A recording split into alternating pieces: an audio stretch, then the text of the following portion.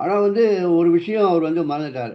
எம்ஜிஆர் ஏற்கனவே ஒரு கட்சியில ரொம்ப நாட்களா இருந்தார். ரொம்ப நாட்கள், ரொம்ப ஆண்டுகளா இருந்துட்டு, அந்த கட்சியில பொருளாளர் பதவியெல்லாம் வகிச்சிட்டாரு. சட்டமன்ற உறுப்பினர் இருந்தாரு, எம்எல்சியா இருந்தார், சிறுசேமிப்பு தலைவரா இருந்தாரு.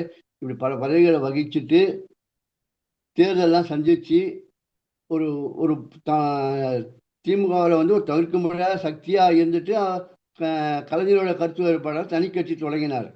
கட்சியில வந்து இருந்தார், சட்டமன்ற உறுப்பினராக இருந்தார், எம்எல்சியா இருந்தார், சிறுசேமிப்பு கட்சி சிறுசேமிப்பு அமைப்போட துணைத் தலைவராக இருந்தார். இப்படி வந்து பல பதவியில் இருந்தார். கட்சியில் அவர் வந்து திமுக அவர் வந்து ஒரு தவிர்க்க முடியாத சக்தி, பொருளாளர் அளவுக்கு அவர் இருந்தார். அவர் சீனியராக இருந்தார். அவர் அண்ணா வந்து அவர் முகத்துக்கே ஒரு 30,000 ஓட்டு கிடைக்கும், நீ வந்து எனக்கு பணம்லாம் தரவேனா, நீ இப்போ தேர்தல் பிரச்சாரம் பண்ணாலே எனக்கு ஒரு ஓட்டு வேணும்னாரு. 1967 திமுக ஜெயிச்ச உடனே மாலை எடுத்துன்னு போனால், எனக்கு போடாதீங்க மாலையை, ராயப்பேட்டை